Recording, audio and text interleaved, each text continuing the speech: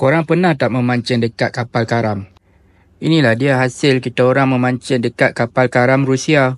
Kalau korang nak tahu macam mana kita orang mancing ikan ni, tengok video ni sampai habis.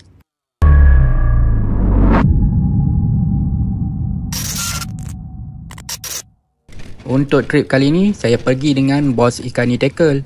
Tepat pukul 12.30 hari, kami sampai dekat jeti Kampung Nelayan, Tanjung Buga.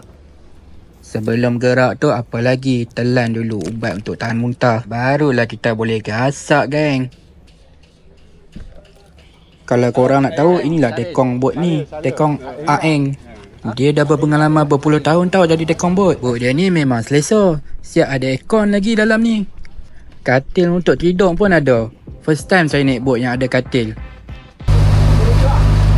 Ini pula Along, Awe dan Ane. Diorang ni kawan bos ikan ni, join juga trip untuk kali ni. Perjalanan menaiki bot menuju ke spot lokasi kapal karam Rusia ni lebih kurang 2 jam. Sementara tu bolehlah kita tidur dulu, rehatkan badan untuk fight malam ni. Dekat katil ni boleh muat 6 orang tidur dengan selesa. Sebelum sampai di lokasi memancing, tekong akan berhenti dulu di spot Apollo untuk mencari umpan. Ikan yang kita cari pula adalah ikan mabung. Boleh tahan, susah juga nak Apollo ikan mabung dekat sini. Sebab kat sini banyak cencaru je.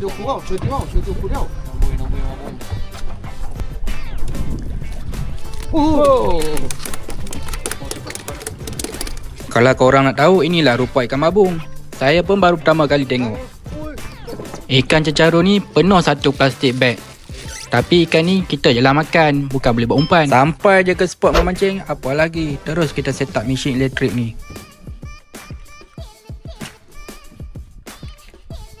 Umpan pertama yang saya guna adalah umpan ikan hidup. Korang tengok dekat belakang ni, dah rancak strike ikan gerut-gerut. Baru berapa minit kita orang sampai.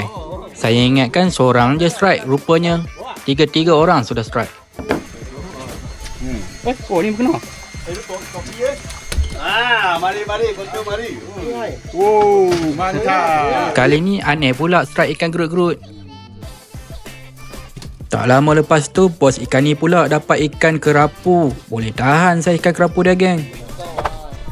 Sekarang tiba masa saya pula, geng, untuk strike ikan. Waktu ni saya baru lepas tukar guna umpan isi ikan.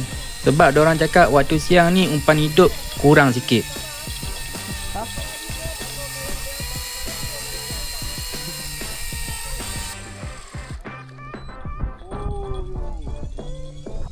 Alhamdulillah, inilah dia ikan pertama saya dekat sini. Dengan teknik bottom, ikan gerut-gerut.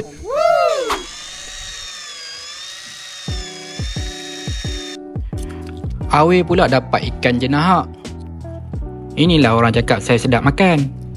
Lepas tu terus dia strike lagi ikan gerut-gerut. Memang betul-betul padu dah ni.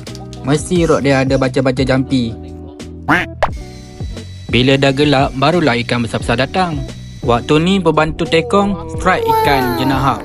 Boleh tahan saiz dia. Selang je beberapa minit, rod dia strike lagi seekor ikan. Kali ni dia dapat ikan MJ pula. Lagi besar daripada tadi. Lepas tu saya terus minta tolong dia potongkan umpan untuk saya. Rupanya ada teknik juga nak potong umpan ni. Cara letak umpan dekat mata kail pun ada teknik dia. Baru je berapa minit lepas letak umpan, terus strike.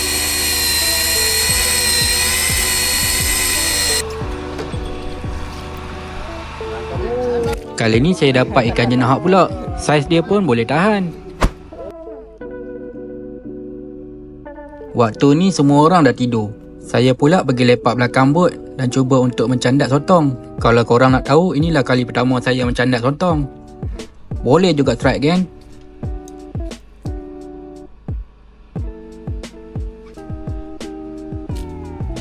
Ini pula sotong yang kedua.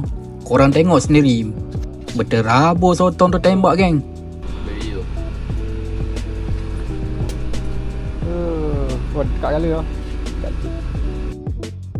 Yang ni sotong terakhir saya untuk malam ni. Sotong ni juga boleh jadikan umpan. Boleh tahan gila umpan ni. Tiba-tiba ada ular pula datang dekat sini. Korang rasa ni ular apa? Macam mana boleh ada ular dekat dengan laut? Memang seram. Lepas nampak ular ni, saya terus pergi tidur. Waktu saya tidur tadi, diorang dah strike banyak ikan juga geng. Diorang cakap try guna umpan sotong kurita. Kali pertama saya guna umpan sotong ni, susah juga nak masukkan sotong kurita ni dekat mata kail. Tengah lepak santai dekat tepi balkoni ni, saya tengok rod aneh kena tarik. Boleh tahan juga ikan kali ni. Ikan telinga gajah rupanya geng. Patut kuat lain macam gajah rupanya. Waktu ni dah ada ikan yang makan sotong kurita tadi. Boleh tahan kasar juga kali ni. Tak naik. Tiba-tiba mesin elektrik ni tak boleh jalan. Saya ingat saya punya kail sudah sangkut dekat kapal karam ke, dekat ikan pari ke, ikan paus ke. Along pun datang untuk tolong saya. Tapi dia pun confused. Dia ingat saya onkan jigging mode. Tapi mesin ni ada ke jigging mode? Saya pun tak tahu. Bos ikan ni pun datang tengok mesin elektrik ni. Rupa-rupanya geng, bateri power supply sudah berkurang. Sebab itulah mesin ni tak larat nak beroperasi.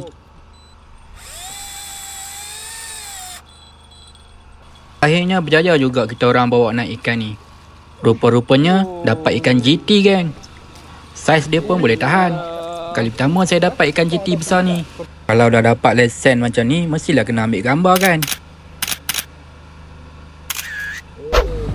Tepat je pukul 7 pagi, terus kita orang bertolak balik.